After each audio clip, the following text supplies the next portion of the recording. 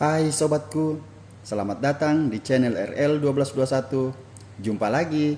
Sebelum kita lanjutkan alur cerita novelnya, jangan lupa like and subscribe ya. Terima kasih. Bab 436 sampai dengan 438 sungguh pertunjukan yang sangat bagus. Kak Kenzo, Peter sudah berlagak sombong di depanmu pada waktu itu. Kali ini kamu harus mendapatkan harga dirimu kembali. Dengan segera Lydia duduk di sebelah Kenzo sambil berkata dengan senyum dingin. Apakah kamu juga memiliki dendam terhadap Peter? Kenzo bukanlah orang yang bodoh. Dia bisa melihat dengan jelas kalau sepertinya Lydia juga mengincar Peter dengan sengaja. Tentu saja, siapapun yang berurusan dengan Kak Kenzo berarti harus berurusan denganku juga. Lydia mengedipkan mata ke arah Kenzo yang membuatnya langsung mengerti. Malam ini kita akan membicarakannya lagi. Kenzo tersenyum sembari berkata di telinga Lydia. Kalau begitu aku akan menunggu Kak Kenzo. Lydia memutar tubuhnya lalu mengulurkan tangan dan menepuk lutut Kenzo. Pada saat itu, Kenzo sudah mendapatkan hidupnya kembali. Hatinya merasa sangat bahagia. Hanya dengan sedikit uang yang dimiliki oleh Peter sudah membuatnya lupa akan latar belakangnya. Hari ini, aku akan membuatnya mengerti bahwa dalam kehidupan bermasyarakat itu kekuasaan jauh lebih penting daripada uang. Di depan kekuasaan yang besar, sedikit uang yang dia miliki itu sama sekali tidak ada artinya. Kenzo memutar pergelangan tangannya. Sebuah jam tangan baru yang terlihat begitu berkelas bersinar terang. Kak Kenzo memang luar biasa. Peter itu tidak ada apa-apanya jika dibandingkan denganmu. Hehe, apa yang bisa dibandingkan oleh Peter yang lumpuh itu dengan Kak Kenzo? Reagan yang lainnya terus-menerus memuji Kenzo. Bahkan kali ini Ebet juga terus berbicara tanpa henti. Bagaimanapun juga, Kenzo sekarang sudah menjadi petinggi di perusahaan Lipon. Selama dia memiliki hubungan yang baik dengan Kenzo, maka dia juga akan memiliki hubungan yang baik dengan perusahaan Lipon. Jika dia bisa mengandalkan perusahaan Lipon, apakah dia masih perlu merasa takut pada Peter? Peter mungkin memang mengenal beberapa orang. Tetapi semua itu sama sekali tidak ada apa-apanya jika dibandingkan dengan perusahaan Lipon. Hei, Ebet, bukankah kamu yang sebelumnya mengatakan bahwa Peter adalah tokoh penting dengan identitas dan latar belakang yang sangat menakutkan? Mengapa sekarang kamu seakan-akan mengatakan yang sebaliknya tentang Peter? Reagan melihat ke arah Ebet dengan senyuman dingin yang terlihat menghina. Uhuk, uhuk. Wajah Ebet memerah. Kemudian dengan buru-buru dia berkata, Peter memang mempunyai beberapa kenalan. Tetapi jika dibandingkan dengan Kak Kenzo maupun perusahaan Lipon, jelas dia tidak ada apa-apanya. Jangan khawatir Kak Kenzo, aku pasti akan selalu ada di pihakmu. Peter sama sekali bukan tandinganmu. Kenzo merasa sangat puas mendengar perkataan Ebet tersebut. Baiklah, Ebet. Kalau begitu untuk menunjukkan kesetiaanmu kepada Kak Kenzo. Jika Peter datang nanti, kamu harus mengatakan di hadapan Peter bahwa dia sama sekali tidak ada apa-apanya jika dibandingkan dengan Kak Kenzo. Apakah kamu berani melakukan itu? Reagan mendengus dingin sambil mengulurkan tangannya dan menepuk pundak Ebet. Itu. Ebet terdiam seketika. Dia tiba-tiba teringat dengan apa yang dialami oleh keluarga Winston beberapa hari yang lalu. Dalam beberapa hari saja, keluarga Winston mengalami kerugian yang tidak terhitung jumlahnya. Keluarga itu hampir saja dihancurkan oleh orang lain. Terlebih lagi, ayahnya pernah berkata bahwa dia tidak boleh berurusan dengan Peter lagi. Jika dia melakukan hal itu, bukankah sama artinya dengan mencari kematiannya sendiri? Kenapa? Apakah kamu takut? Aku lihat sepertinya kamu adalah orang yang tidak memiliki pendirian. Bukankah kamu hanya mencoba mengelabui Kak Kenzo dengan mengatakan kalau kamu berada di pihaknya? Reagan mendengus dingin. Dia merasa sangat tidak puas dengan tingkah laku Ebet sebelumnya. Tentu saja sekarang dia tidak akan melepaskan Ebet begitu saja dengan mudah. Mana mungkin aku berani mengelabui Kak Kenzo? Aku hanya... Ebet menggertakkan giginya. Dia masih merasa sedikit ragu. Ada Kak Kenzo di sini. Apa yang masih kamu takutkan? Apakah kamu mengira bahwa Kak Kenzo masih bisa melihat keluarga Winston ditindas oleh orang lain? Reagan memukul meja sembari berkata dengan bangga. Tentu saja tidak bisa. Kenzo menjadi begitu sombong. Dia seolah-olah memandang rendah seluruh orang yang ada di kota Mandala itu. Baiklah, aku akan mengatakannya. Ebet akhirnya membuat keputusan setelah mendengar perkataan Kenzo.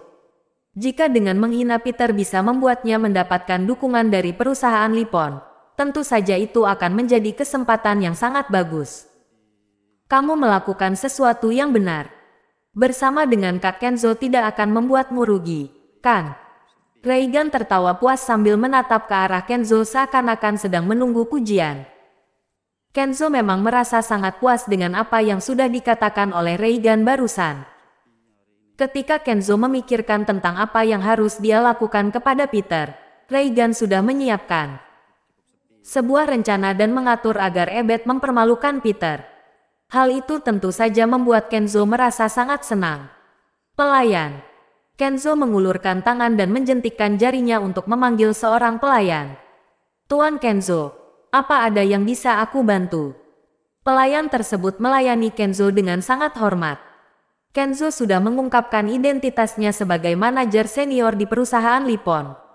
Dan Andros Lakeside Hotel itu sekarang sudah dibeli oleh perusahaan Nippon, sehingga orang-orang yang ada di sana secara otomatis sudah menjadi bawahan Kenzo. Tentu saja mereka harus bersikap sopan dan menghormatinya. Apa yang terjadi di sini? Kak Kenzo adalah seorang petinggi di perusahaan Nippon. Dia datang untuk menikmati makan malam di sini dan kalian membiarkan pelayan rendahan sepertimu untuk melayaninya. Cepat suruh manajer kalian untuk datang dan menuangkan bir untuk Kak Kenzo. Reagan segera berdiri dan mendengus dingin ke arah pelayan tersebut. Kenzo juga merasa tidak senang. Dia menatap pelayan tersebut dengan tatapan dingin. Sebelumnya, manajer itu berada di pihak Peter dan membuat Kenzo merasa sangat malu. Oleh karena itu, kali ini, Kenzo tidak hanya ingin membalaskan dendamnya pada Peter saja, tetapi dia juga ingin menghukum manajer itu. Tuan Kenzo, kami sudah memberitahukan hal ini kepada manajer. Dia akan segera datang. Mohon untuk menunggu sebentar. Pelayan itu tidak berani mengatakan apa-apa lagi. Dia hanya menjelaskan dengan buru-buru. Baiklah, aku mengerti. Kamu boleh pergi. Kenzo melambaikan tangannya. Baru setelah itu pelayan tersebut berani membungkuk dan pergi meninggalkan ruangan. Sikap hormat yang pelayan itu tunjukkan kepada Kenzo kembali membuat Lydia dan yang lainnya terpukau melihatnya. Sepertinya Kenzo benar-benar sudah menjadi sosok penting sekarang. Memikirkan hal tersebut, orang-orang yang ada di sana menjadi semakin antusias. Tuan Kenzo, para tamu sudah datang. Tidak lama kemudian, terdengar sebuah ketukan dari arah pintu. Pelayan tersebut kemudian masuk ke dalam ruangan dengan membawa beberapa orang. Orang-orang itu adalah Peter, Abigail, Nella dan Judith. Wah, Nella. Nella benar-benar datang. Ya, aku tidak begitu percaya ketika mereka mengatakannya barusan. Nella, ayo cepat duduk di sini. Aku sangat merindukanmu. Bisa dilihat dengan jelas bahwa Nella memiliki keterampilan sosial yang cukup bagus. Tidak peduli apakah mereka hanya basa-basi saja, tetapi yang jelas, suasana di ruangan tersebut terasa sangat hidup. Bahkan Lydia juga berdiri dan langsung menyapa Nella. Yang pertama, Nella benar-benar memiliki hubungan yang baik dengan semua orang ketika dia masih di sekolah dulu. Kedua, Nella yang sekarang sudah pensiun dari militer itu jelas memiliki status yang lebih tinggi dari mereka semua. Meskipun keluarga Pradita bukanlah keluarga nomor satu di kota Mandala. Tetapi, jika ditambah dengan latar belakang militer yang dimilikinya, hal itu jelas membuatnya menjadi orang yang tidak mudah untuk dikalahkan. Di dalam ruangan tersebut, semua orang berdiri untuk menyapa satu sama lain, kecuali Kenzo yang masih duduk di tempatnya. Hanya saja mereka menyadari bahwa Nella yang biasanya sangat lincah dan supel, hari ini terlihat sedikit berbeda. Ketika orang-orang menyapanya, Nella hanya tersenyum tipis dan mengangguk tanpa mengatakan apa-apa lagi. Sikap Nella tersebut terlihat sedikit tidak wajar. Orang-orang itu merasa heran, tetapi mereka tidak terlalu memikirkan hal tersebut. Mereka semua berpikir bahwa kepribadian Nella mungkin berubah ketika dia menjalani kehidupannya sebagai anggota militer. Abigail, Nella dan Judith, kalian datang juga. Selamat datang, silahkan duduk. Kenzo yang ingin menunjukkan statusnya itu duduk di kursi utama dan melambaikan tangan sembari berkata kepada mereka bertiga. Abigail dan Judith mengangguk dan bersiap untuk duduk. Tetapi, Nella yang melihat pemandangan tersebut hanya bisa mengerutkan keningnya. Kenzo, berani-beraninya kamu duduk di kursi utama. Nella mengerutkan kening sambil berteriak keras pada Kenzo. Dengan kehadiran Peter di sana, bagaimana mungkin Kenzo masih berani duduk di kursi utama? Bukankah itu sama saja dengan menginjak-injak harga diri Peter?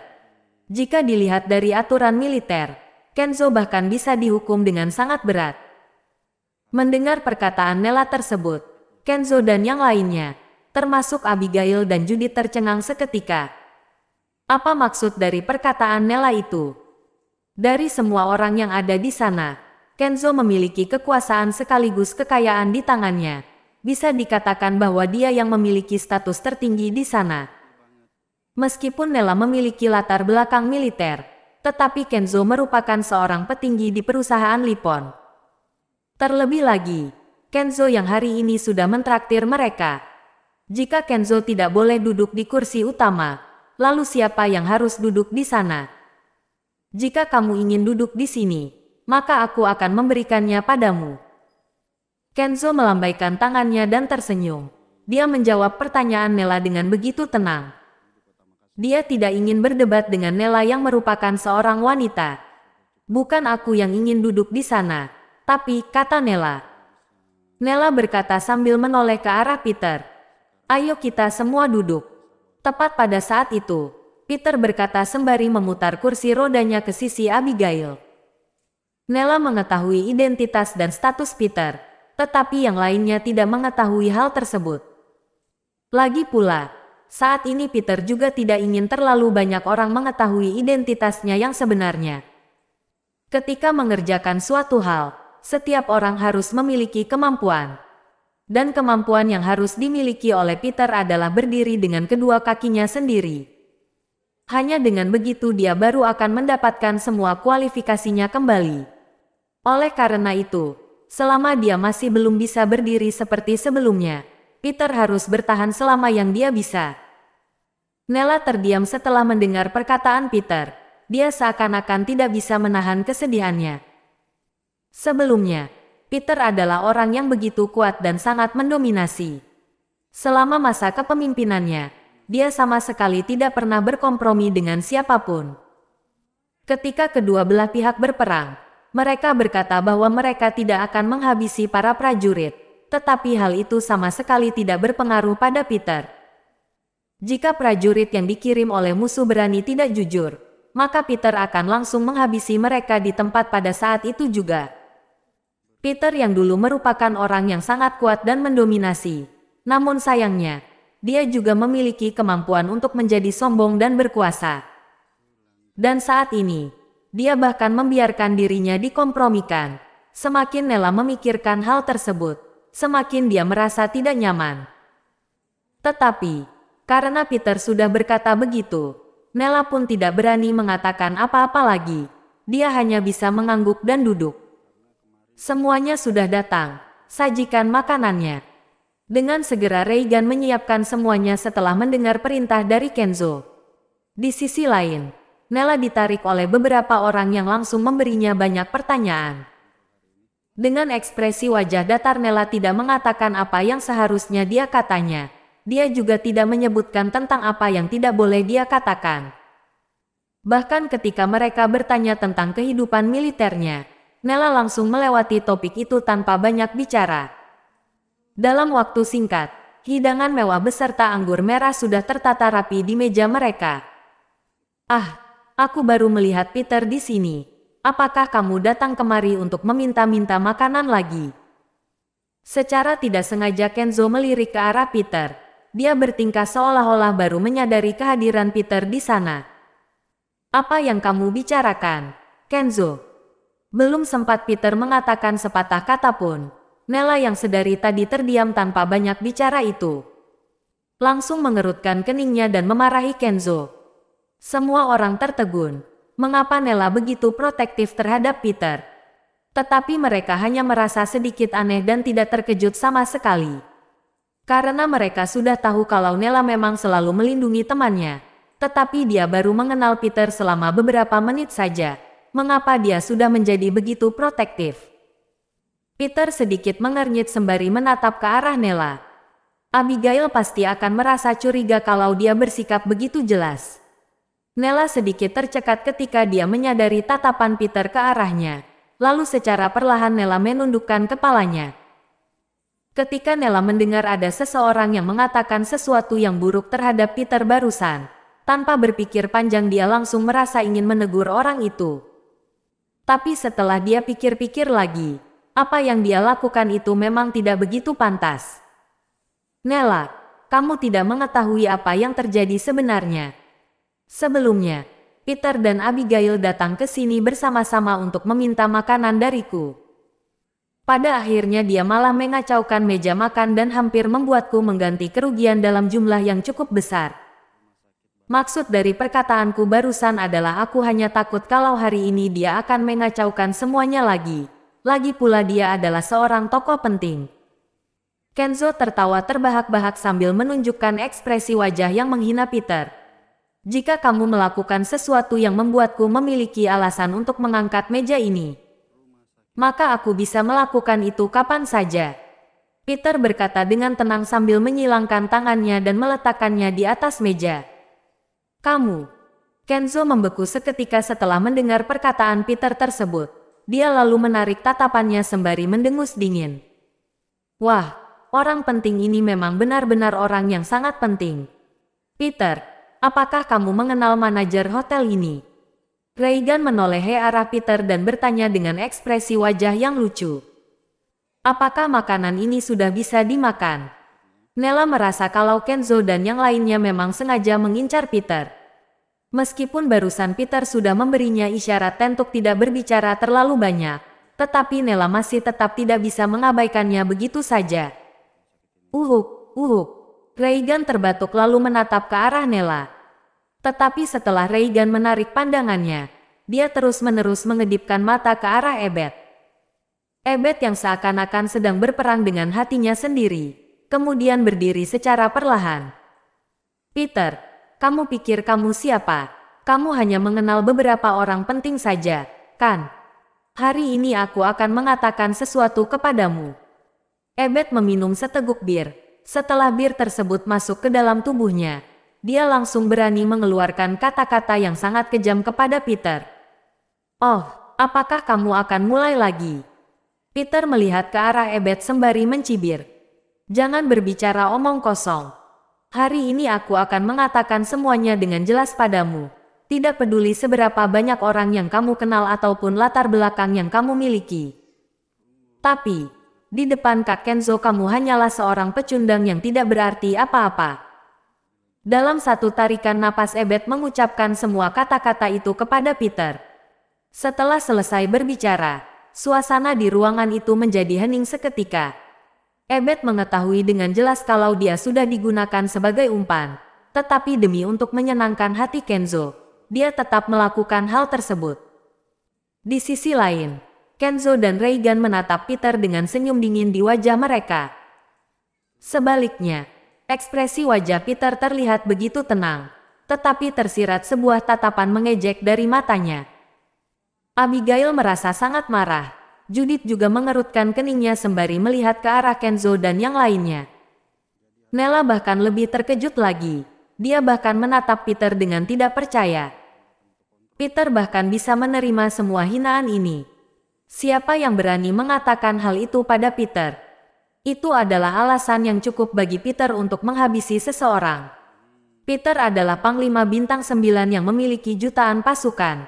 Dia bahkan mampu menjaga perbatasan dan melindungi keamanan negara. Dan pada saat ini, ada seseorang yang menunjuk ke arahnya sambil mengatakan bahwa dia bukan siapa-siapa. Jangankan Ebet yang hanyalah seorang generasi kedua di kota Mandala. Bahkan jika orang itu adalah seorang penguasa di kota Mandala sekalipun, dia juga harus membayar harga yang sangat menyakitkan. Nella tidak percaya bahwa Peter sudah benar-benar tidak sama seperti dulu lagi. Apakah kamu mengerti, Peter? Kamu bukan siapa-siapa di hadapan Kak Kenzo. Jika kamu mengerti apa yang aku ucapkan barusan, kamu harus bersikap jujur kepada Kak Kenzo di kemudian hari. Kalau tidak, kamu akan menanggung sendiri akibatnya. Pada saat itu, Ebet sama sekali tidak belajar dari pengalaman. Lagi pula dia sudah menghina Peter sebelumnya. Jadi dia akan terus melakukan hal tersebut untuk menunjukkan kesetiaannya kepada Kenzo. Plak, plak. Menghadapi tatapan dari semua orang, secara perlahan Peter menepuk tangannya. Pertunjukan yang bagus. Bukankah sebelumnya aku sudah mengatakan kepadamu bahwa waktu itu adalah kesempatan terakhir yang aku berikan kepada keluarga Winston? Peter menurunkan tangannya lalu mencondongkan tubuhnya ke depan dan menatap Ebet sembari bertanya. Wus. Seketika Ebet gemetar ketakutan setelah mendengar perkataan Peter barusan. Tatapan matanya terlihat sedikit panik. Ketika sebelumnya terjadi sesuatu di keluarga Winston, meskipun tidak ada yang memberitahu mereka bahwa Peter yang sudah melakukan hal tersebut. Tetapi, ayah Ebet sebenarnya sudah menduga bahwa hal itu pasti berhubungan dengan Peter. Maka dari itu dia langsung meminta maaf kepada Peter. Dan tepat setelah Ebet meminta maaf kepada Peter, satu persatu properti milik keluarga Winston pun kembali seperti semula. Hal itu tentu saja membuat ayah Ebet merasa heran. Ayahnya juga berulang kali mengingatkan Ebet untuk melakukan segala cara agar bisa menjadi lebih dekat dengan Peter. Bahkan jika mereka tidak bisa berteman, setidaknya jangan sampai menjadi musuh. Pada saat itu, Ebet kembali merasa tidak nyaman dalam hatinya. Mengapa kamu terlihat ragu-ragu begitu? Lagi pula kamu, kan sudah menghinanya. Jika kamu merasa ragu-ragu sekarang, kamu bisa menyinggung perasaan Kak Kenzo juga. Reagan yang berada di samping Ebet berkata dengan suara rendah.